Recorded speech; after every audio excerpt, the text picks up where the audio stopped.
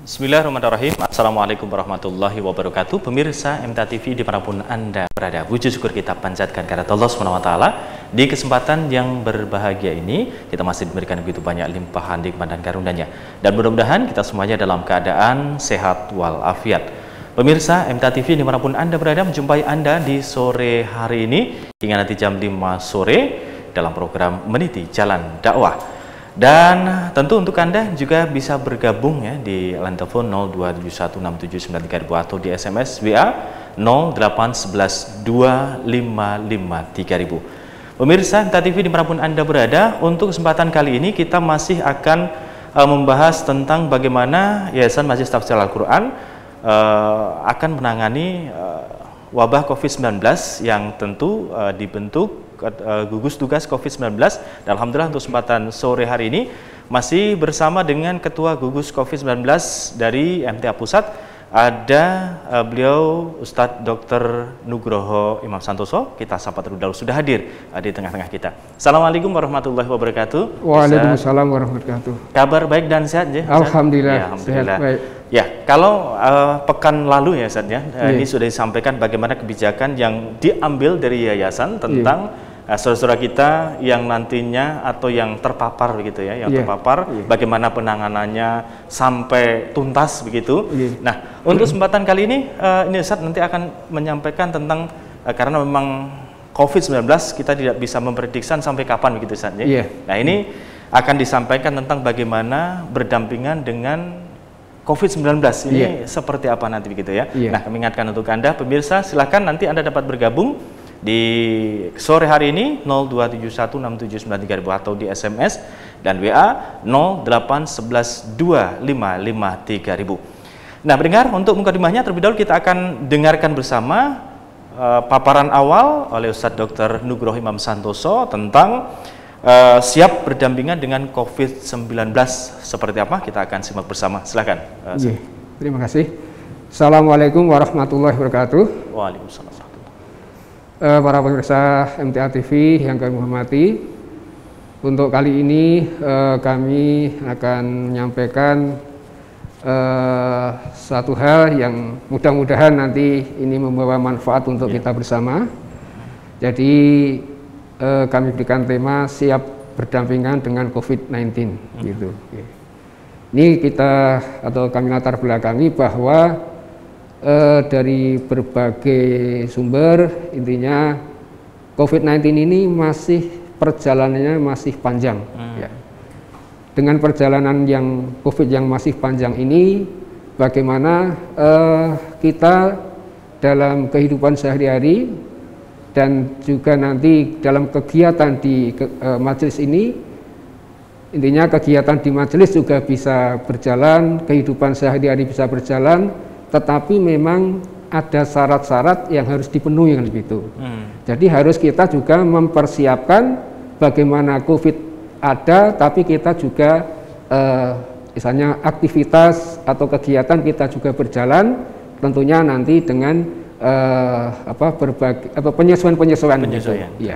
Ini yang harus kita misalnya nanti ke depan kita siapkan, dan tentunya ini juga suatu optimisme bahwa pandemi ini walaupun tadi kami sampaikan belum jelas sampai kapan, kita pun juga harus tidak boleh diam diri, tapi kita juga harus bagaimana kita bisa beraktivitas, berkegiatan gitu. Tapi memang ya kita harus mengerti bagaimana COVID-19 itu. Dan kita juga harus ngerti posisi kita seperti apa. Nah, ini yang harus kita ketahui gitu. Jadi ini nanti kami juga akan menyampaikan beberapa slide yang mudah-mudahan nanti bisa membantu untuk bagaimana kita siap berdampingan dengan COVID-19. Monggo ini slide-nya bisa ditampilkan teman-teman. Ya, sudah. Jadi ini kami berikan tema siap berdampingan dengan COVID-19. Next ya. Ini kebijakannya. Jadi kita ada ada SK dari yayasan. Next. Ya. Ini tujuannya dari kita punya tujuan intinya bagaimana dengan adanya COVID-19 ini kita bisa menangani dengan baik, dan kita hal-hal yang bisa kita kerjakan ya nanti intinya kita upayakan gitu. Next. Nah, ini yang juga perlu diketahui bahwa dua istilah ini kelihatannya sama tetapi sebetulnya juga berbeda ya. Jadi Bapak Ibu dan saudara semuanya, dua istilah ini, yang pertama karantina, yang kedua isolasi ya. Ini harus dimengerti karena dengan dua hal ini nanti akan bisa membantu kita untuk biasanya mengatasi permasalahan-permasalahan yang ada di lapangan. Yang pertama karantina. Apa bedanya karantina dengan dengan isolasi. Kan gitu. Jadi kalau karantina ini hubungannya dengan individu yang sehat, ya, individu yang sehat. Ya. Tetapi bagaimana sehatnya? Ini adalah proses mengurangi risiko penularan dan identifikasi dini COVID-19 melalui upaya memisahkan individu yang sehat atau belum memiliki gejala COVID-19 tetapi memiliki riwayat kontak dengan pasien konfirmasi COVID-19 atau memiliki riwayat bepergian ke suatu wilayah yang di situ terjadi transmisi lokal. Jadi karantina ini untuk orang yang sehat, belum ada gejala COVID tetapi ada riwayat kontak atau riwayat bepergian. Contoh yang mudah di tim Olimpiade Tokyo kemarin, ya. Jadi tim kita ke Tokyo, di sana beberapa hari di karantina baru bisa mengikuti aktivitas. Pulang pun juga begitu. Jadi dari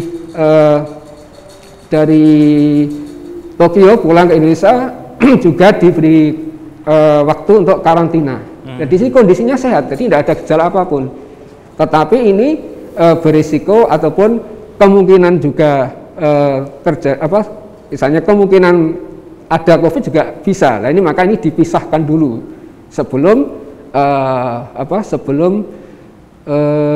berinteraksi atau bergabung dengan yang lain-lain. Ini yang namanya karantina kan gitu. Nah ini nanti akan bermanfaat, nanti penjelasan nanti akan kami jelaskan di belakang. Terus yang untuk isolasi, nah ini. Kalau isolasi ini proses mengurangi risiko penularan melalui upaya memisahkan ya, yang sakit, individu yang sakit, baik yang sudah dikonfirmasi laboratorium atau memiliki gejala COVID-19 dengan masyarakat. Jadi ini sudah sakit, ada gejala-gejala yang mengarah ke COVID, ya, tetapi belum ada hasil laboratorium. Nah ini sudah dipisahkan, sudah isolasi. Jadi isolasi itu tidak harus menunggu kalau saya mau isolasi setelah hasilnya swabnya keluar. Nah ini sudah terlambat karena sudah terjadi banyak penularan. Gitu ya. Ya. Nah ini nanti di sini untuk menyiapkan kita bagaimana bisa betul-betul kita aktivitas berdampingan, maksudnya kita aktivitas dalam keseharian ini dengan tenang, karena kalau yang sudah ini perlu karantina sudah dikarantina, perlu diisolasi ini sudah diisolasi. Nah kita yang tidak ada masalah aktivitas biasa. Nah ini semuanya akan berjalan. Nah ini yang dasar utama bahwa kita harus ngerti karantina dan isolasi dulu. Terus setelah itu, nah ini kita harus mengerti dari status kita. Ya. Status dari kita itu juga status kalau kita berbicara seperti ini. Kalau di dalam kebersamaan ini, ya di majelis ini udah gitu, kita harus ngerti status dari saya, warga saya, murid saya, ini harus ngerti statusnya kan gitu. Yeah, yeah. Statusnya apa? Kan gitu. Kalau statusnya bukan COVID, berarti ini nanti tindak lanjutnya seperti ini, dan nanti akan kami sampaikan di belakang. Kalau ada yang suspek, nanti tindak lanjutnya seperti ini. Ada kontak erat seperti ini. entah probable seperti ini, confirm seperti ini, meninggal seperti ini, semuanya harus statusnya jelas dulu. Ya, kalau status sudah jelas itu, ya kita akan melangkah itu jelas, pasti, enak kan, pasti kan gitu. Ya, contoh misalnya kalau kita di masyarakat ini statusnya ini sudah menikah atau belum kan gitu. Kalau sudah jelas itu, oh ini kalau sudah menikah berarti kami tidak bisa masuk, misalkan gitu ya gitu. Nah ini statusnya harus jelas. Nah, di sini pun juga begitu. Nanti dalam kita bisa hidup berdampingan dengan COVID, kita harus ngerti juga statusnya seperti apa. Ya. Kalau dia statusnya yang bukan COVID, nah ini tindak lanjutnya seperti apa? Apa yang bisa kita kerjakan atau harus kita kerjakan? Nah ini nanti akan kami sampaikan lebih jelas. Nah, slide berikutnya ya. Yeah. Yeah. Next, coba. Ya. Slide berikutnya. Ya. Nah di sini, ini yang bukan COVID ya, yang bukan COVID. Jadi kita atau warga kita atau murid kita ini statusnya bukan COVID. Ini bagaimana upayakan tidak tertular, ya. Yang pertama di situ, upayakan tidak tertular. Dengan apa? Nah itu. Ya. Dengan apa? Di sini kami berikan beberapa poin di situ. Pertama dengan perilaku hidup bersih dan sehat. Ya, ini jelas, ya. Jadi perilaku hidup bersih dan sehat ya harus ada kan gitu. Ya. Nah di sini. Terus kami tambahkan di situ berjemur kan gitu. Ya, kami tambahkan berjemur karena hubungannya nanti dengan imunitas, ya, daya tahan tubuh kita. Ya. Daya tahan tubuh kita nanti akan baik, akan bagus. Salah satunya adalah dengan perilaku hidup bersih dan sehat. Ini dimulai dari bayi baru lahir. Ya. Nah, ini dimulai dari bayi baru lahir. Dan ini resepnya langsung dari Allah. Ya, ini resepnya. Ya. Bagaimana bayi baru lahir? Ya. Ini diberikan dengan makanan yang terbaik yang tidak ada bandingannya. Sudah disediakan, tidak misalnya di produk, misalnya pabrik manapun yang mengaku dia sudah bagus seperti apapun tidak akan bisa mengungguli atau menandingi ini. Adalah dengan pemberian ASI eksklusif. Jadi bayi itu diberikan ASI eksklusif, ASI dari lahir sampai 6 bulan itu cuma ASI saja. Jangan diberikan selain itu. Nah, ini merupakan satu persiapan ya, karena COVID ini tidak pandang bulu, ini entah bayi baru lahir atau ibu yang baru melahirkan, ini tidak pandang bulu, semuanya bisa kena. Ya. Maka kita siapkan dari bayi baru lahir itu sudah betul-betul kita dukung dengan imunitas yang baik. Ya, imunitas yang baik itu tentunya tadi dengan pemberian makanan yang terbaik yang diberikan atau resepnya langsung dari Allah, dan itu kalau penyusuan yang sempurna itu 2 tahun, dan itu pun di situ pembahasannya panjang. Kalau tidak bisa bagaimana? Bagaimana bisa mudahnya ada ibu susu lah gitu. Sampai seperti itu. Sampai ada musyawarah bagaimana. Nah ini Allah sudah memberikan konsep yang luar biasa dalam hal ini. Ya.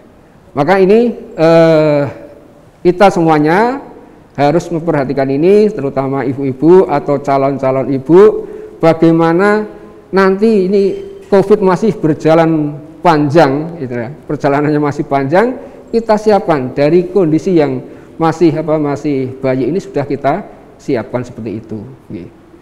Dan itu pun nanti harus diikuti, bayi ini supaya baik diikuti, pemantauannya harus bagus, bagaimana ditimbang ini setiap bulan, ini harus betul-betul diperhatikan. Jangan sampai, nah ini anak-anak kita, generasi kita nanti tidak siap menghadapi COVID-19 yang jangka panjang ini. Ya, gitu. Dari situ, ini dari faktor gizi atau makanan yang untuk anak. Yang untuk dewasa jelas dari Quran sudah menyampaikan a'udzubillahi minasyaitonirrajim kulu wasrabu wala tusrifu. Jadi makan dan minumlah tapi jangan berlebihan. Ya. Di sini intinya bagaimana kita mencukupi kebutuhan makan ini dengan sebaik-baiknya, dan ini sudah konsep dari Allah, ya, konsep dari Allah. Jadi kalau sudah konsep dari Allah pasti yang terbaik. Nah, bagaimana mengukur, misalnya mengukur mengukur kecukupan itu? Nah, ini dengan banyak cara. Intinya bagaimana berat badan kita itu bisa ideal, bisa bagus kan gitu. Nah, ini ada pemikiran jangan ya, tidak terlalu sulit untuk ini. Jadi kalau Bapak Ibu dan saudara ini dalam sholat itu duduk yang terakhir, ya duduk tawaruk itu bisa sempurna, insya Allah itu sudah berat badannya biasanya sudah ideal biasanya. Oh, ya. Gitu. Ya, jadi kalau duduk tawaruk bisa ideal, bisa maksimal, jadi ideal ya itu sudah misalnya dengan baik, itu berat badan insya Allah sudah cukup ideal. Maka tidak banyak nanti perhitungan itu sudah cukup. Itu dari segi ya, secara fisik. Nah, jadi tanpa pemeriksaan macam-macam kan gitu. Ya, ini yang untuk masalah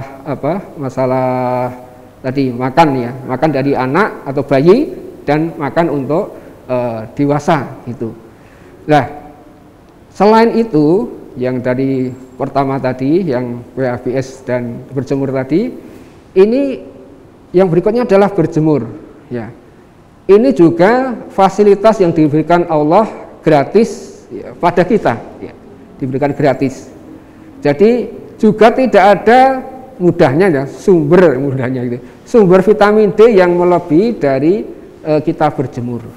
Sudah disediakan oleh Allah. Nah, ini tentunya kita bisa memanfaatkan, siapapun bisa menggunakan ini. Tetapi memang karena kondisi kadang-kadang kita itu ada yang berangkat itu sebelum matahari terbit, ya, pulang sudah tenggelam. Nah, itu memang ya ini harus ada tambahan atau suplemen yang bisa masuk kan gitu. Kalau dalam iklan itu kan ada sudah cukup belum ya kan gitu. Ya. Itu sebetulnya kalau kita bisa berjemur sudah cukup gitu. Tapi kalau memang belum bisa berjemur ya ini memang harus ada suplemennya. Dan ini kami sampaikan untuk yang mungkin sedikit punya rezeki, punya dana untuk periksa kadar vitamin D, ini bisa cek vitamin D yang ada pada saya ini cukup apa tidak kan itu. Nah, di situ nanti akan terlihat, oh ini saya masih kurang, nanti harus ditambah sekian kan gitu. Nah, ini dari pemeriksaan ini memang agak mahal, yaitu sekitar mungkin 500-an ribu. 500-an ya, untuk mengerti mengerti kadar vitamin D di dalam darah kita. Nah, ini kalau yang tidak mampu ya tadi sudah, pokoknya intinya berjemur itu sudah cukup. Tapi kalau yang tidak mampu tadi, yang mampu ya, yang mampu ya nanti bisa cek dulu kadar vitamin D seberapa. Nah, ini kalau bisa kadar vitamin D itu mendekati 100 nanogram per mililiter. Ini dengan kadar seperti itu mudahnya menghadapi pandemi ini sudah misalnya tahan banting lah gitu. Jadi pandemi itu virus itu memang dari beberapa hal kita harus bentengi supaya tidak masuk. Salah satunya tadi dengan kadar vitamin D yang cukup gitu. Nah, itu bagi yang mampu bisa gitu. Dan ada beberapa yang tanya, lah terus saya harus minum vitamin D seberapa perharinya kan gitu. Ya, kadang-kadang ada yang bertanya seperti itu. Kalau di pasaran itu memang yang sediaannya ada yang 400, ada yang 1000, yang 5000 itu ya jarang ada, tapi jarang ya. Ini kebutuhannya kalau kondisi pandemi ini untuk sampai 10.000 per hari, 10.000 internasional unit per hari ini insya Allah yang dianjurkan sebesar itu. Itu nanti harapannya kadar vitamin D di dalam darah kita itu mendekati 100. Nah, kalau sudah mendekati 100 ini mudahnya daya tahan sudah bagus. Nah, ini dari tadi segi PHBS-nya. Ya, ini kita memang harus siapkan kan gitu. Kita harus berpikir bahwa pandemi ini akan berjalan panjang. Kita harus mempersiapkan diri, ya. Dari bayi sampai dewasa gitu. Ini harus kita persiapkan. Ya. Ya. Terus next untuk yang apa? Bukan COVID tadi ya, masih yang bukan COVID tadi mungkin yang perlu dilakukan lagi begitu saja. Jadi selain daripada tadi. Ya. Nah, ini sebelumnya sebelumnya, yang masih yang bukan COVID tadi mungkin. Nah, ya ini ya. Nah, ini 6M ya. 6M ini tetap harus kita terapkan terus. Jadi tidak boleh kita kendor gitu.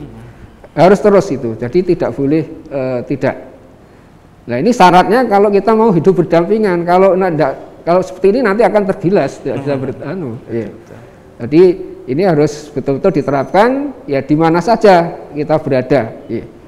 Jadi untuk ya mungkin kita sekarang sudah mendengar PPKM ini dulu kan darurat, sekarang ada level 4, level 3 dan macam-macam. Ya khusus di Solo Raya ini semuanya masuk ke level 4 ya gitu, masih di level 4. Nah, ini sudah akan berupaya berlomba-lomba bagaimana nanti minggu depan sudah masuk level 3 kan gitu. Ya. Ini tidak terlepas dari itu, tidak terlepas dari 6M ini. Ya. Jadi kita tetap ya kemarin sudah ada yang memang dari pimpinan pusat sudah menyampaikan sudah boleh mengadakan pengajian secara offline dengan persyaratan ini kan gitu. Ternyata di Solo Raya ini masih level 4 ya, kecuali kalau yang di Semarang itu justru sudah Semarang kota dan kabupaten itu sudah level 3 kan gitu.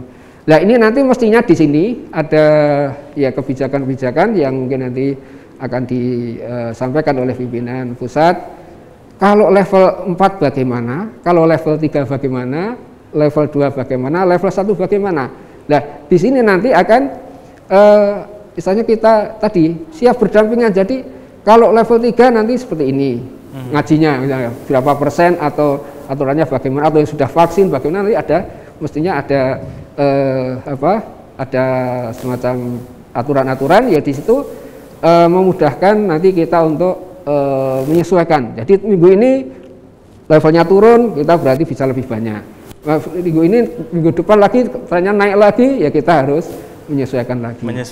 Ya. Di sini harus betul-betul diterapkan. Dan ini yang paling sulit, yang paling sulit. Ya. Karena namanya manusia kadang-kadang itu busan kan gitu. Busan, sudah pakai masker sudah setahun lebih, 1,5 tahun lebih, suruh pakai masker terus. Padahal saya juga sudah vaksin gitu. Sudah vaksin kok masih katanya vaksin itu untuk pencegahan kan gitu. Nah, ini yang kita harus tetap pertahankan kondisi ini. Jadi jangan sampai kita itu kendor dari 6M ya. Dan ini tentunya nanti yang di cabang-cabang, di perwakilan, kalau memulai kegiatan-kegiatan yang pengajian yang sudah offline, ya, ini betul-betul dijaga ini. Ya. Sebetulnya kalau ini bisa diterapkan, ya, kita itu dalam kondisi yang bagaimanapun ini sebenarnya pengajian bisa. Cuma masalahnya banyak yang belum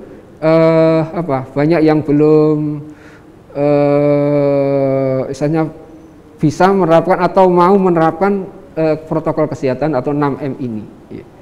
Jadi sebenarnya kalau ya tadi duduknya paling tidak satu dengan jantung minimal 1 meter, 1 meter itu jarak pinggir dengan pinggir, jangan tengah dengan tengah kan gitu. Nah, ini minimal itu ya.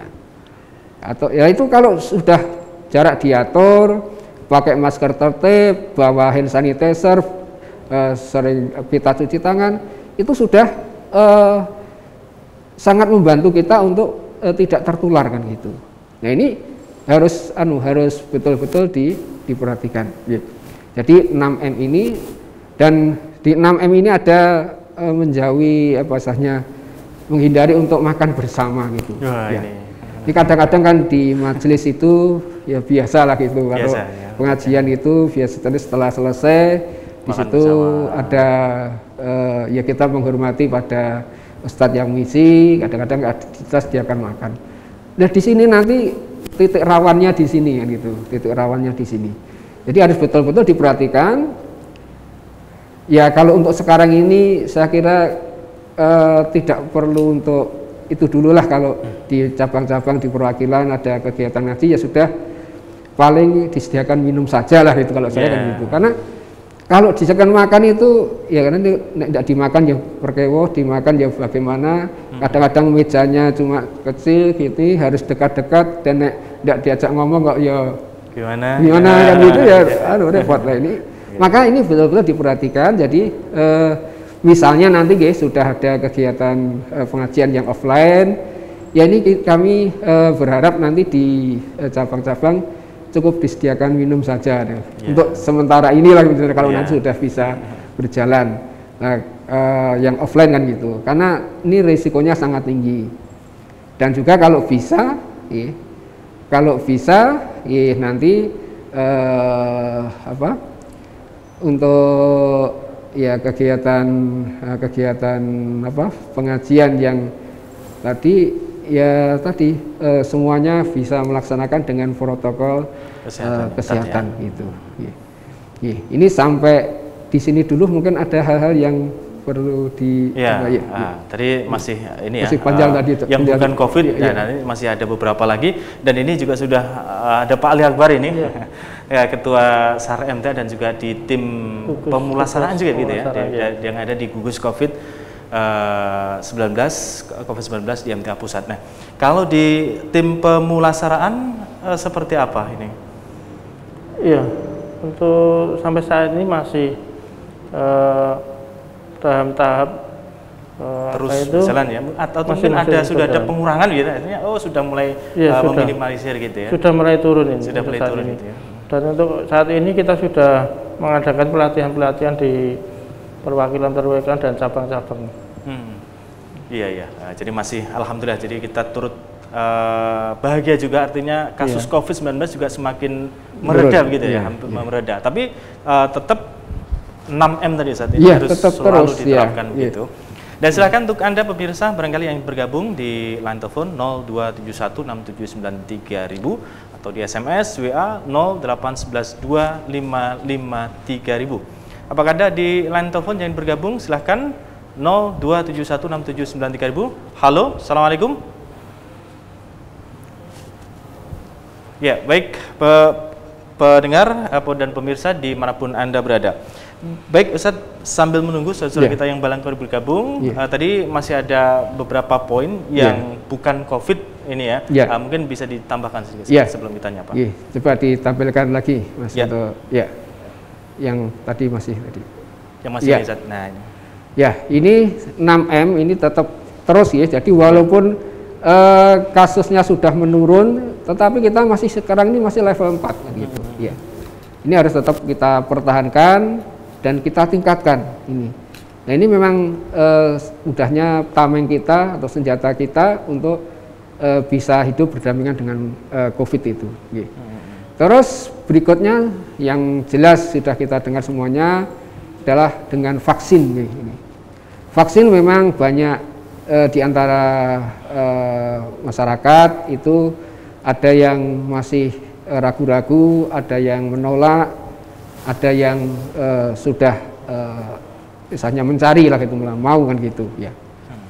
Ini kami ingatkan bahwa di masalah vaksin ini sudah dari gugus tugas sudah menyampaikan beberapa kali sosialisasi melalui spesial program dari MTA TV, ini sudah pernah kita sampaikan. Dan dulu juga kita sudah mengundang dari Dr. Tonang untuk ini sudah 2 kali juga. Dan juga ada penekanan dan ini dari Al-Ustadz yang di Isian Ahad pagi. Ini sudah begitu lengkap sebetulnya, begitu jelas. Jadi kalau masalah vaksin ini sebetulnya kita tinggal misalnya berangkat gitu aja sebetulnya rasanya gitu. Jadi tidak usah banyak tadi pertanyaan-pertanyaan, tapi intinya bagaimana kondisi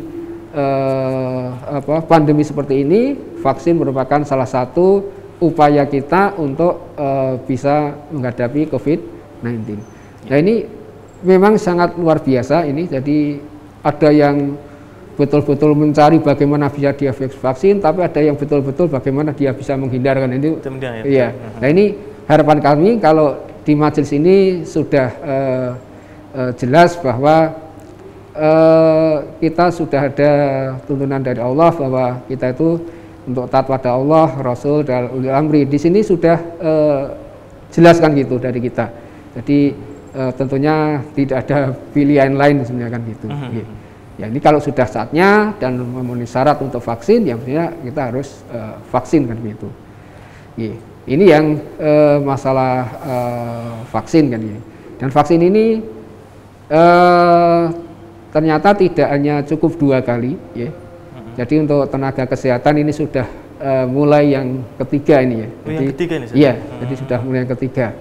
Karena memang masih ternyata 2 kali ini belum cukup, perlu penguat istilah booster kan gitu. Ya, ini yang untuk vaksin. Nah kemungkinan besar juga nanti masyarakat secara umum itu pun kalau pandemi belum selesai ya nanti sampai ketiga bahkan bisa kemungkinan ya silahkan bisa lebih juga karena untuk bagaimana daya tahan tubuh kita tetap ini.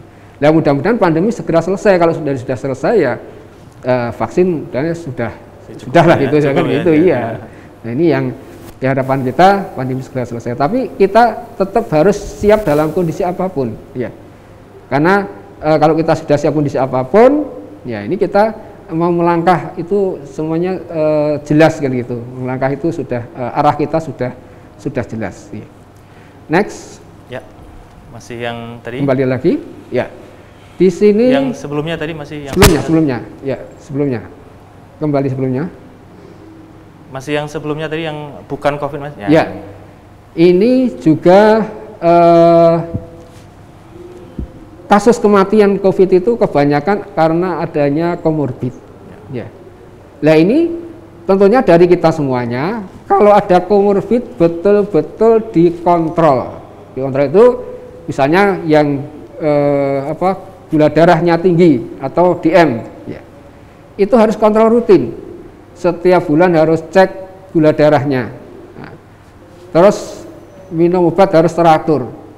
Ini supaya ya, istilahnya kita tidak menggendapi terjadi penularan, tapi kalau nanti terpaksa atau karena terkena COVID, ini kondisi gula darahnya tinggi atau tensinya tinggi. Ya. Maka ini monggo ini yang di cabang-cabang di perwakilan ada warga ini juga perlu nanti dibantu yang kondisinya tensinya tinggi, gula darahnya tinggi atau komorbid yang lain yang tidak punya akses kepada pelayanan kesehatan, ya ini mestinya nanti bisa kita upayakan. Karena untuk ya maintenance atau pengobatan untuk mengontrol gula ini ya perlu biaya yang cukup lah gitu. Nah ini harapan kami memang semuanya bisa masuk BPJS sehingga nanti bisa kontrol rutin tanpa berpikir wah mahal ini enggak. Nah ini yang nanti juga perlu kita pikirkan bersama dari saudara-saudara kita yang betul-betul kondisinya tidak mampu tetapi dia gula darahnya tinggi atau tensinya tinggi atau punya penyakit jantung dan lain-lain. Nah ini akses kepada vaskes harus kita upayakan bisa kita bantu. Terus berikutnya ya, tadi masih kembali lagi. Ya. Nah ini yang masalah ketenangan, ya, ketenangan. Ya. Ketenangan terus ini harus dimiliki oleh kita semuanya. Harus dimiliki oleh kita semuanya. Kesabaran, tawakal. Ya. Ini harus kita miliki dan itu harus tentunya kita semuanya dari warga itu bisa tenang tentunya dengan Quran, dengan mengingat Allah. Ya. Nah di situ peran dari bapak-bapak guru daerah ini sangat penting. Jadi memberikan informasi atau penjelasan atau mudahnya pelajaran di situ bagaimana kita bisa dalam hidup ini tenang kan gitu. Ya. Jadi ini tentunya ketenangan itu tidak hanya istilahnya zikir dengan mengingat Allah hati menjadi tenang, itu tidak sekedar kita baca Quran, tidak ini, tapi dalam hidup pun juga harus tertata. Dalam hidup pun kita harus ingat pada aturan-aturan Allah. Contoh mudahnya kalau setiap hari datangi bank plecet itu ya, itu mau tenang dari mana kan gitu. Maka bagaimana ini? Nggak ada tenangnya. Tidak mungkin tenang ya, karena itu jelas tidak menurut tuntunan lah gitu. Itu tidak akan mungkin tenang. Maka bagaimana ini bisa diinformasikan atau bisa disampaikan pada warga bagaimana memanage untuk kehidupan atau dalam kehidupan sehari-hari ini juga dari Quran, dari hadis kan gitu. Jadi jangan mengangkat di luar kemampuan. Ya kita mampu, kadang-kadang sudah kita senang gitu, tapi begitu selesai ya akhirnya bubruk kan gitu ya. Jadi kan jadi masalah juga. Ini bagian dari ketenangan yang kita miliki gitu. Dan yang terakhir untuk yang dalam status bukan COVID ini adalah doa. Gitu. Ya. Saya sebutkan terakhir ini bukan berarti tidak. Istilah kepentingannya paling akhir bukan? Akhir enggak, justru paling awal ini, paling nomor 1. Jadi doa kita harus berdoa bagaimana pertama tentunya kita tidak tertular COVID. Ya itu. Doa kita mestinya gitu. Ya, doa kita seperti itu. Nah, doa kita itu tentunya ya kita sudah tahu semuanya bahwa doa itu tidak sekedar ucapan yang kita ucapkan atau kita panjatkan pada Allah bahwa mudah-mudahan saya tidak, atau ya Allah jauhkanlah kami dari penyakit COVID misalnya kan gitu. Tentunya kan tidak hanya diucapkan saja, dia pasti akan berusaha supaya tidak kena COVID. Bagaimana ya? Oh, saya harus ada 6M, saya berupaya untuk vaksin, saya harus berupaya untuk perilaku hidup bersih dan sehat. Nah ini semua tadi harus tenang. Ya. Kalau saya punya penyakit komorbid, saya harus kontrol dengan rutin teratur. Nah ini upaya-upaya kita tempuh, jadi tidak sekedar doa. Jadi memang yang utama itu adalah doa, karena doa itu sudah luar biasa harus bagi orang mukmin itu. Ini yang bukan COVID ini saja. Ya bukan COVID ini. Sebelum ke yang selanjutnya nih, ada pertanyaan barangkali kita bacakan dulu nih. Oh iya. Nah, nanti bisa dijawab terlebih dahulu. Kita ada pertanyaan yang ada di SMS dan juga WA ini, Ustaz.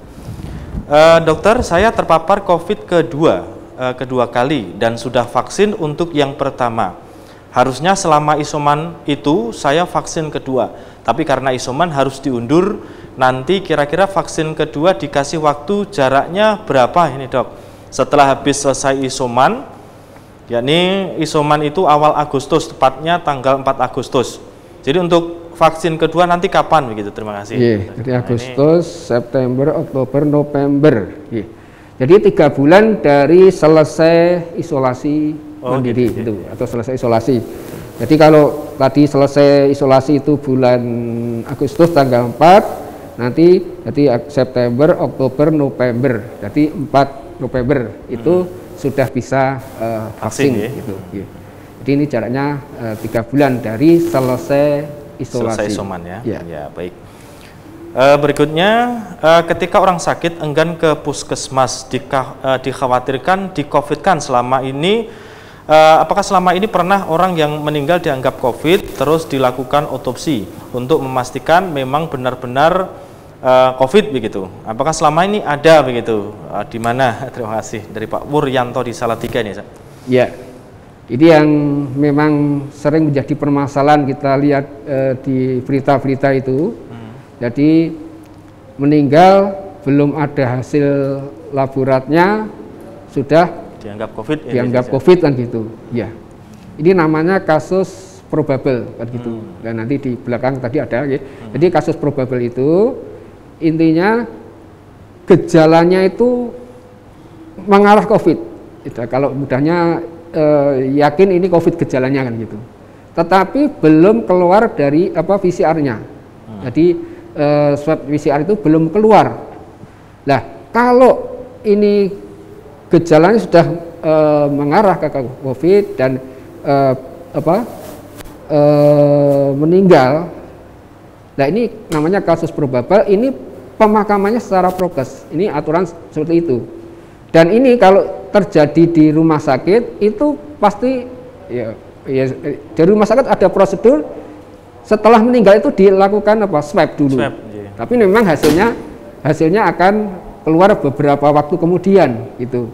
Nah ini yang menjadikan kadang-kadang dari keluarga dan rumah sakit itu seperti ya ada perdebatan dan itu perdebatan. Ini kok belum ada hasilnya kok sudah di COVID-kan kan gitu. Nah ini.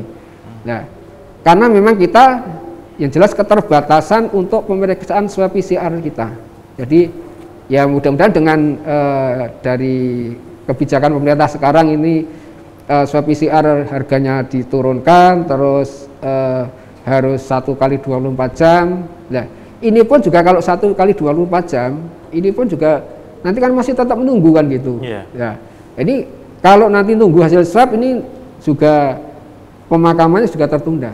Nah ini kalau ini namanya kasus probable ini, ya mudahnya secara untuk keamanan dari yang hidup, maksudnya yang lain ini, yang di sekitarnya, ini memang pemakaman dengan protokol kesehatan.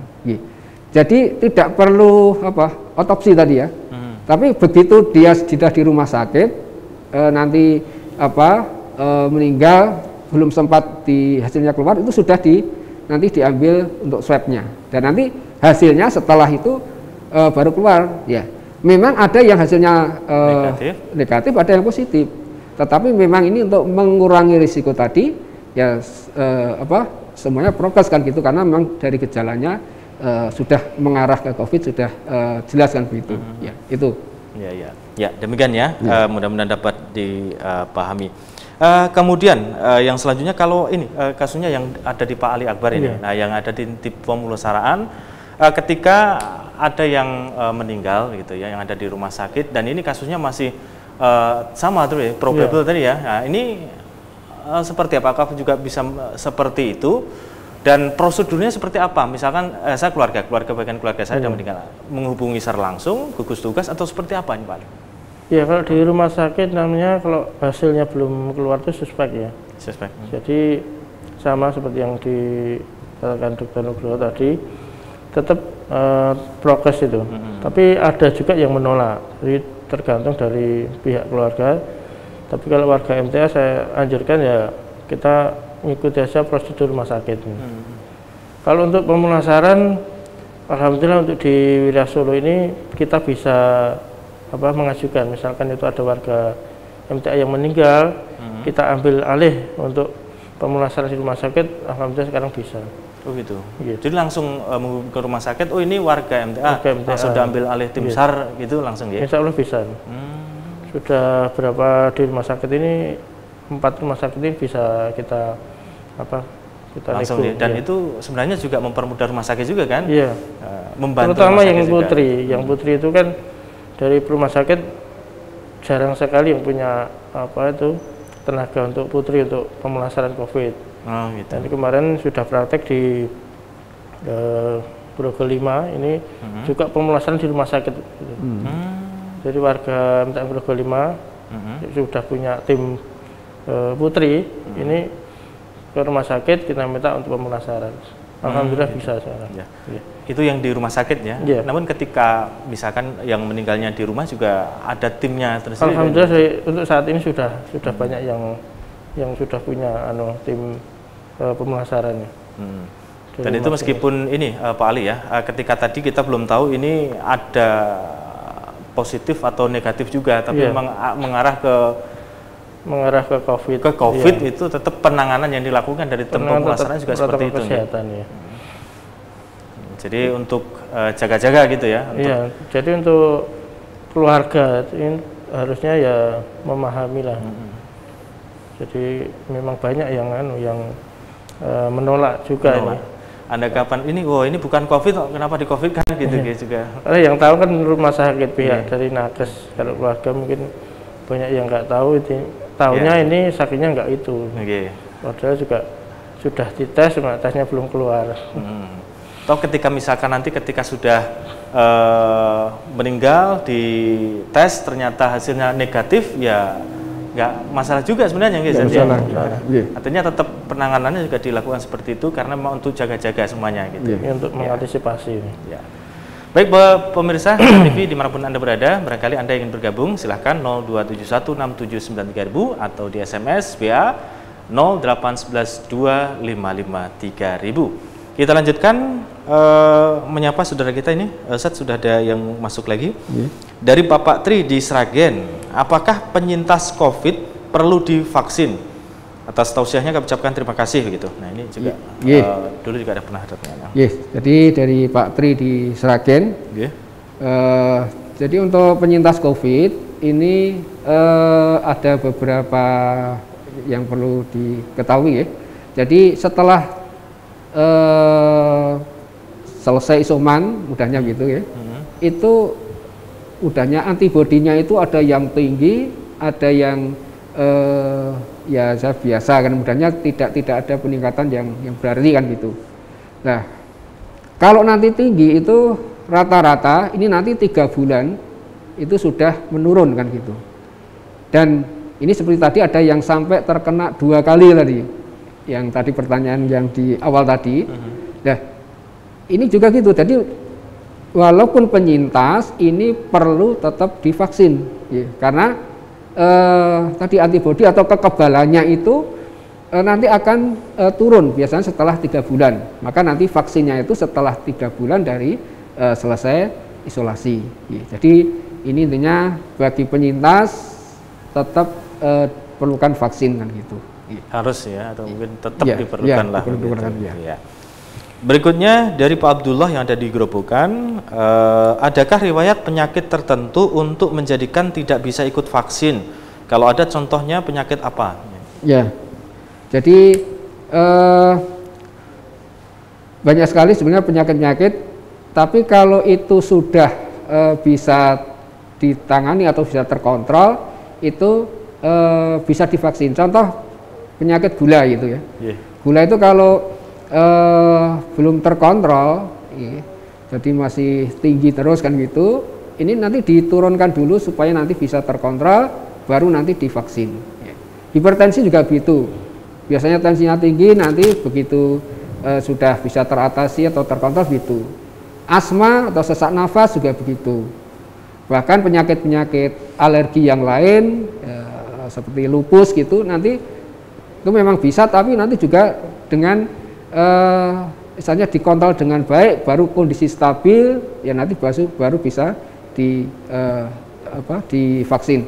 Jadi penyakit jantung juga begitu, nanti dikontrol sudah kondisi stabil bisa divaksin. Jadi ini intinya untuk yang punya penyakit-penyakit yang kronis ini, ya nanti ditanyakan pada dokter yang merawat. Saya ini sudah layak vaksin atau belum kan gitu. Kalau sudah layak, nanti dokter akan memberikan rekomendasi bahwa ini sudah bisa divaksin. Nanti jadi untuk pelaksana vaksin sudah tenang, oh ini sudah walaupun penyakit jantung tapi sudah terkontrol. Walaupun penyakit gula sudah terkontrol, walaupun hipertensi sudah terkontrol. Ini dari dokter yang merawat. Kalau belum juga begitu, nanti dokternya akan memberikan keterangan ini belum layak untuk vaksin. Nah, nanti waktu ada panggilan vaksin, disampaikan pada petugas, Bapak Ibu saya ini belum layak vaksin dari dokter yang merawat kami gitu. Ya, jadi itu untuk penyakit-penyakit yang yang perlu untuk kontrol dari dokter yang merawat atau keterangan dari dokter yang merawat. Dokter yang memang merawat gitu ya. Ya. Berikutnya dari Asep yang ada di Semarang. Saya kemarin sudah vaksin, awalnya saya tidak ada gejala apa-apa, tetapi malamnya terasa linu-linu di sendi, beserta greges-greges, panas dingin badannya. Mohon solusi dan saran dokter. Terus ketika badan kita ada gejala asam lambung karena sering terasa sebah di lambung, kalau ikut divaksin aman apa tidak ya? Mohon nasihatnya dan penjelasannya. Jadi untuk vaksin ini memang salah satu efek sampingnya adalah seperti tadi ya greges-greges, linu-linu, kadang mual, kadang muntah, ini memang salah efek-efek yang bisa muncul setelah divaksin kan gitu. Nah ini memang pertama harus dimengerti dulu bahwa vaksin itu ada efek sampingnya, ya kadang-kadang muncul efek samping seperti itu, atau kalau istilah yang biasa digunakan adalah KIPI, ya, kejadian ikutan pasca imunisasi. Ini yang pertama harus dimengerti dulu. Terus kalau ada gejala-gejala seperti itu, pada waktu vaksin akan diberikan surat keterangan bahwa dia sudah vaksin, dan di situ dituliskan nomor dokter yang harus atau bisa dihubungi ketika terjadi kejadian ikutan pasca imunisasi. Nah nanti kontak dokternya, ini kalau ini saya setelah vaksin kok muncul seperti ini bagaimana? Nah ini nanti dokter akan berikan solusi. Jadi misalnya begitu muncul keluhan gejala, bisa sampaikan dokter yang nomor kontak dokter yang ada di situ, penanggung jawab vaksin, nanti akan diberikan arahan-arahan.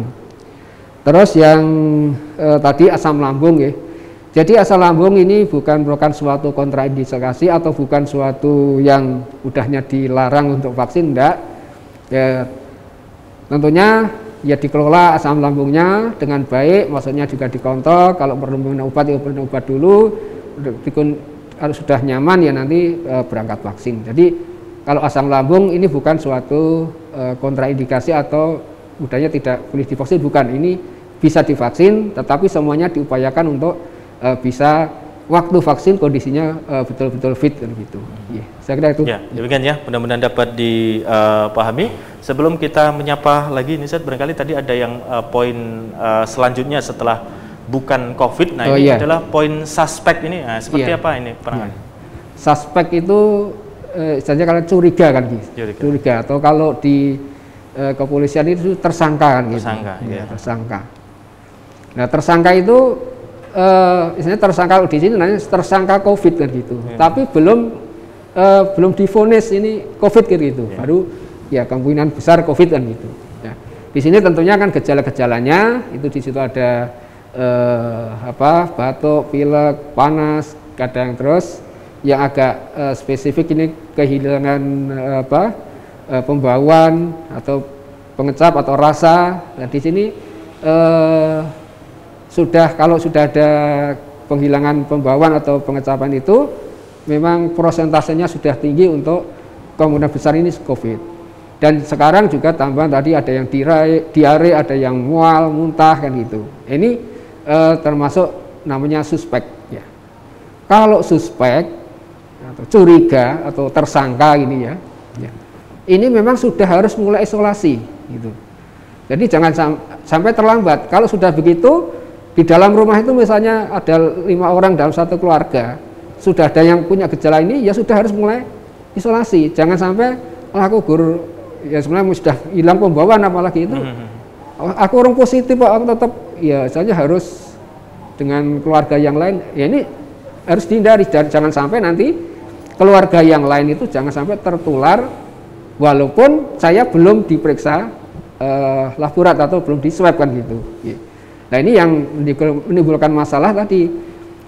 Jadi sudah punya gejala atau suspek atau tersangka COVID ini, tadi kebetulan itu berinteraksi dengan keluarga yang lain di situ yang punya komorbid. Nah ini jadi masalah.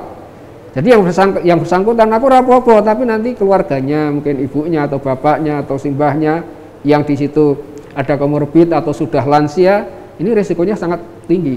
Dan ini kasus ini banyak. Jadi misalnya orang tua saya itu tidak kemana-mana, kok bisa kena COVID ini. Nah ini kadang-kadang di sini. Jadi kan anaknya kan dari berbagai kan menengok, ya, nanti gantian kadang piket, gantian yang nunggu di situ. Nah di situ yang nunggu-nunggu tadi ini masih muda, tidak ada komorbid, tidak ada gejala, ya. Tapi ya ini yang di rumah tadi yang tidak pernah kemana-mana justru kena. Nah ini yang sering terjadi seperti itu. Maka kalau sudah ada gejala-gejala itu, segera aja untuk pertama isolasi, kedua harus segera untuk melakukan dilakukan swab kan gitu. Nah kalau di majelis ini sudah diberikan, coba slide-nya Mas, coba. Ya, slide-nya ditampilkan, silakan. Yang suspek tadi. Yang suspek ya. Ya, di sini pertama isolasi ya gitu. Kalau di majelis ini sudah ada kebijakan bahwa kalau sudah suspek ini diharapkan segera bisa periksa ke vaskes yang sudah ditunjuk oleh pimpinan pusat, dan di situ peran dari gugus tugas cabang atau pengurus cabang nanti bisa memberikan pengantar kepada yang bersangkutan untuk periksa. Ya. Ini memang perannya sangat penting, gugus tugas cabang dan pengurus cabang untuk bisa memberikan pengantar. Dan nanti dari situ, tadi yang pengantaran itu kemarin sudah ada videonya kan ya. Nanti bisa dilihat ya.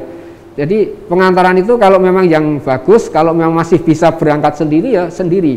Jadi tidak melibatkan orang lain kan gitu. Tapi kalau memang kondisi tidak memungkinkan untuk berangkat sendiri, ya nanti perlu pengantaran. Yang ngantarkan pun ada teknisnya supaya ya dengan mengantar itu tidak terpapar atau tertular kan gitu. Ini yang misalnya untuk pengantaran kan gitu.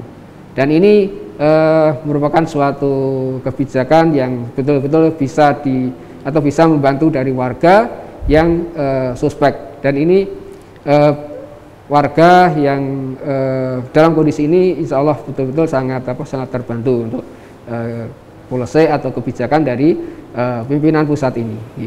Dan ini akan segera memotong rantai-rantai penularan itu dengan diketahui tadi sudah isolasi dan berikutnya dilanjutkan isolasi sampai selesai kan gitu.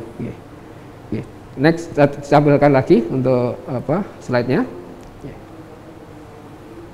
Ya, nah di sini tadi vaskesnya sudah jelas, antigen, swabnya sudah jelas. Ya.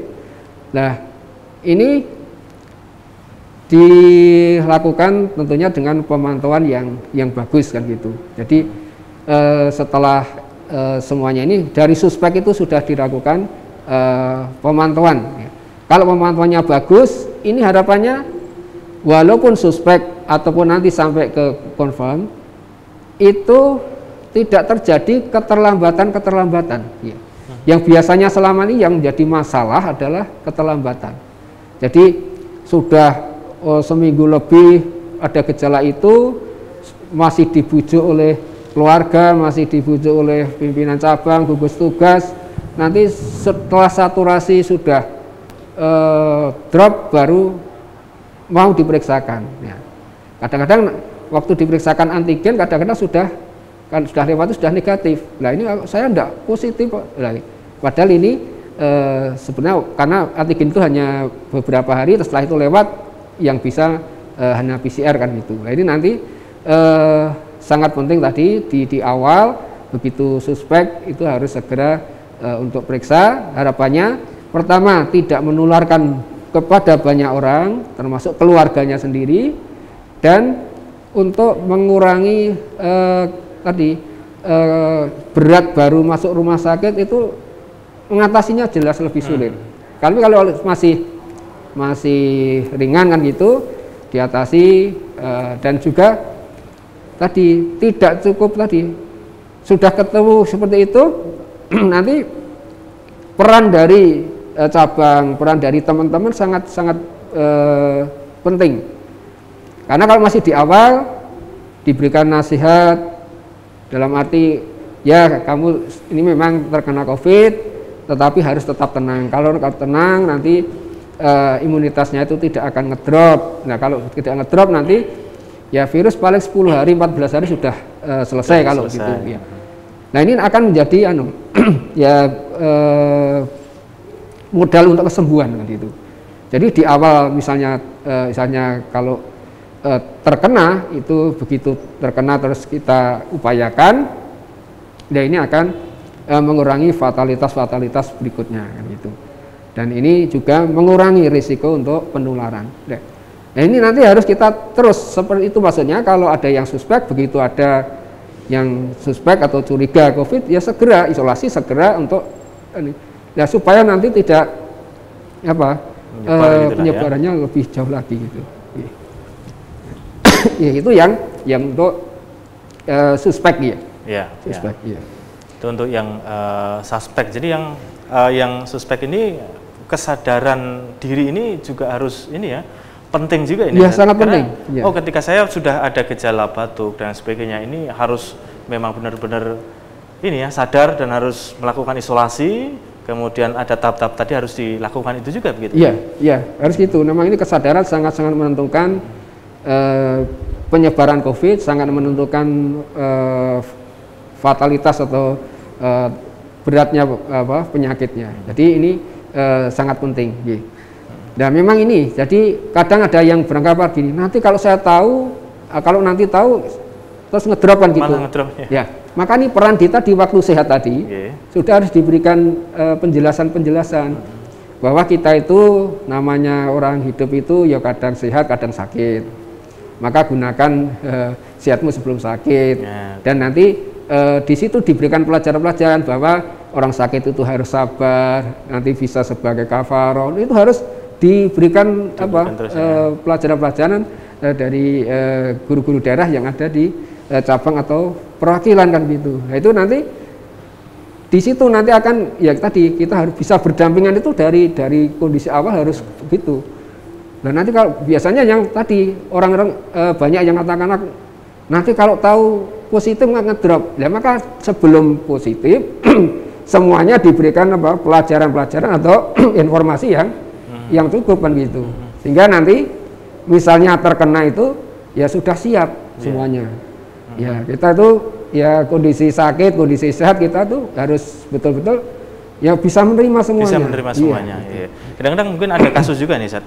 Ketika kita akan tes swab, mungkin akan tes swab, kita tidak merasakan gejala apa-apa sebenarnya. Nah setelah swab dan tahu hasilnya positif, nah setelah itu langsung drop gitu nanti. Kadang-kadang memang ada seperti itu. Maka itu tadi perlu disiapkan dulu. Jadi ini juga untuk pengalaman. Jadi kalau seperti ini sudah mau diantarakan swab itu ada namanya swab itu nanti hasilnya ya tadi kalau tidak negatif ya positif. Jadi harus siap semuanya. Kalau positif harus begini, kalau negatif harus begini kan harus siap. Jadi jangan sampai nanti begitu tahu hasilnya ngedrop. Nah ini harus tadi maka istilahnya dipersiapkan dulu. Dipersiapkan dulu sebelum swab itu nanti kalau swab nanti isolasi dan kalau positif itu bukan terus bawa tiket kematian kan tidak kan gitu. Ya ini masih kalau ringan itu nanti 10 hari sudah lewat kan. Lewat insya Allah ya. Kalau gejala-gejala ringan lah gitu ya. Ada SMS saat kita bacakan. Ada WA. Apakah vaksin harus di lengan kiri dok? Apa sebabnya? Bolehkah di lengan kanan? Dari Bu Wigati yang ada di Salatiga. Ya. Kenapa kiri kan gitu? Jadi ini satu kesepakatan ya, kesepakatan. Jadi kalau jangan lihat di luar negeri itu banyak yang kanan kan gitu. Ini kesepakatan-kesepakatan. Nah kalau kita itu biasa yang kita gunakan untuk aktivitas banyak itu kan kanan gitu. Ya, kanan. Ya misalnya nanti terjadi tadi kejadian ikutan pasca imunisasi dan di situ kemeng atau ya nyeri itu kan yang kiri, yang kanan masih aktivitas bisa. Nah itu bukan kalau di kita kasih kesepakatannya kiri. Ya nanti kalau untuk titik kanan kalau tidak ada alasan disalahkan kan gitu. Ya ini kalau sudah ada, kalau di luar negeri banyak sekali yang kita lihat di kanan gitu. Ya. Mungkin banyak yang kidal juga. Iya gitu. Nah itu nanti memang ini kesepakatan gitu. Ya itu hanya ini ya kesepakatan saja ya. Kalau dilihat dari sisi medis dan sebagainya memang tidak ada sebenarnya. Tapi hanya kesepakatan saja untuk banyak orang yang melakukan aktivitas itu dengan tangan kanan gitu. Ya. Silahkan yang ingin bergabung 02716793000 atau di SMS WA 08112553.000. Kita tunggu Anda hingga nanti jam 5 sore tentunya ya untuk Anda yang bergabung ingin bertanya. Kemudian kita lanjutkan lagi tadi Ustadz tentang kalau tadi di suspek, setelah suspek berarti ini sudah ada lagi positif itu ya atau gimana? Suspek itu masih curiga kan tadi harus swab kan gitu. Ini sebabnya belum jadi, nanti jadinya kalau di bawah gitu ya. Oke. Ya, gitu. Nah, Next ya. Untuk slide berikutnya. Ya, ini kontak erat. Oke. Ya. Kontak erat itu ya misalnya ada yang positif itu, terus kita berada di jarak kurang dari 1 meter dalam waktu lebih dari 15 menit, itu sudah dikatakan kontak erat ya. Maka kalau nanti kita ngadakan kegiatan pengajian, jangan sampai nanti dalam satu majelis jadi kontak erat semua kan gitu. Maka jaraknya harus lebih dari 1 meter gitu. Dan kalau sudah di majelis ya nanti tidak banyak bercakap-cakap kan gitu. Ya, ini misalnya mengurangi lah kalau sudah di majelis ya begitu ya untuk saat ini, karena memang kondisi menghendaki seperti itu. Dan juga tadi kurang dari 1 meter jaraknya, kita kontak dalam arti bisa misalnya berdekatan itu selama lebih dari 15 menit, atau bersentuhan ya, jabat tangan dengan orang yang positif, ini namanya kontak erat. Maka ya dari himbauan dari Prof. Yoyo itu sangat tepat, kita tidak usah jabat tangan dulu. Kita tidak usah jabat tangan dulu, karena kalau jabat tangan nanti Ustaz, ada telepon terlebih dahulu, kita sapa ini ya. Kita terima terlebih dahulu. Assalamualaikum warahmatullahi wabarakatuh. Dengan siapa di mana? Salam warahmatullahi wabarakatuh. Ya, dengan siapa di mana, Bapak? Budi Karanganyar. Ya, silakan Pak Budi. Ada teman saya yang terpapar COVID. Sampai saat ini sudah selesai menjadi penyintas, tapi anosmia itu masih berlangsung. Jadi tidak bisa membawa, itu masih berlangsung. Itu karena faktor apa? Terima kasih. Assalamualaikum. Waalaikumsalam warahmatullahi wabarakatuh. Terpapar penyintas jadi, tapi masih ini ya, tidak bisa menyium tadi ya? Ya. Jadi memang untuk COVID ini ada yang gejalanya itu cepat hilang, ada yang memerlukan beberapa waktu. Ya, ini tidak masalah, nanti akhirnya akan hilang dengan sendirinya. Ya, tentunya dengan biasanya dengan perilaku hidup bersih dan sehat, termasuk gizi yang cukup. Ya, cukup itu seimbang sesuai dengan keperluan dari yang bersangkutan. Ya. Jadi tidak perlu dirisaukan, gejala-gejala COVID nanti insya Allah akan hilang dengan sendirinya. Ya, itu tidak masalah ya, Pak. Mudah-mudahan dapat dipahami nih ya Pak Budi. Dan tampaknya juga sekaligus penelpon terakhir tadi, pernyataan terakhir, tapi ini sebagai penutupnya. Yang pertama Pak Dokter dulu, silahkan apa ini penutupnya. Jadi memang ini slide saya tadi masih banyak sebenarnya, tapi ini memang memang tidak bisa kami selesaikan satu kali pertemuan. Harapan kami ini kasus sudah mulai menurun, terus kita dari berbagai sumber bahwa ini nanti masih tetap akan berjalan agak panjang, maka kita siapkan, kita itu kondisi pandemi ini kita harus siap berdampingan. Ya. Siap berdampingan ini ya kita sama-sama, mudahnya sama-sama hidup istilahnya kan gitu. COVID itu juga berjalan sesuai dengan perjalanannya, kita juga bisa berjalan, termasuk dalam kegiatan-kegiatan pengajian. Ya. Nah, ini bisa berjalan dengan baik, tentunya tadi dengan persyaratan-persyaratan yang kami sampaikan tadi. Nah, ini tidak bisa hanya 1-2 orang, memang ini dengan kebersamaan. Ya. Jadi kebersamaan betul-betul setiap cabang, setiap perwakilan betul-betul diupayakan warga bisa mentaati protokol kesehatan. Warga bisa memperhatikan kesehatan dirinya sendiri. Jadi jangan abe, termasuk pola makan, pola hidup, dijaga ketenangan. Kita tetap berdoa pada Allah untuk dihindarkan dari penyakit COVID ini kan gitu. Dihindarkan dari bahaya-bahaya penyakit COVID ini, kita doa teruskan gitu. Dengan doa kita ikuti upaya. Nah, upaya itu, nah ini merupakan suatu yang harus kita kerjakan supaya betul-betul dari doa itu terjadi menjadi kenyataan. Ini juga tidak bisa hanya peran satu orang dari pimpinan pusat saja, tidak bisa. Dari pimpinan cabang, dari gugus tugas, dari guru daerah yang ada, dan juga tentunya dari yang bersangkutan. Karena kami sampaikan ini yang pedal rem itu ada di kita masing-masing. Tinggal kita mau menginjak apa tidak kan gitu. Kalau kita mau menginjak, insya Allah lebih cepat. Karena sebetulnya konsep lockdown itu yang dulu misalnya betul-betul dipisah itu, ya seperti PPKM ini kan hampir sama dengan itu. Kalau kita bisa lockdown dari awal misalnya itu mampu lockdown dari awal bisa lebih cepat. Cuma masalahnya memang di regulasinya, kalau lockdown itu pemerintah harus mengasih makan, termasuk ternak pun dikasih makan, ya mungkin tidak mampu, akhirnya ya sesuai dengan yang ada ini kan gitu. Nah ini harapan kami betul-betul kita siapkan untuk kita itu bisa berdampingan, kita bisa ngaji walaupun mudahnya seperti level sekarang pun sebetulnya kalau kita prokesnya bagus tidak masalah sebetulnya. Nah cuma masalahnya kita itu prokesnya yang kurang, ini yang perlu kita upayakan. Gitu. Saya kira itu Mas. Ya demikian. Kemudian Pak Ali ini apa yang mungkin perlu dipesankan untuk para pemirsa semuanya tentang? Iya, untuk warga MTA tentunya untuk menghadapi berdampingan dengan COVID, monggo kita selalu bersinergi ya, dengan ikut berpartisipasi tapi dengan tetap menjaga protokol kesehatan. Ya itu yang terpenting itu semua aja. Baik.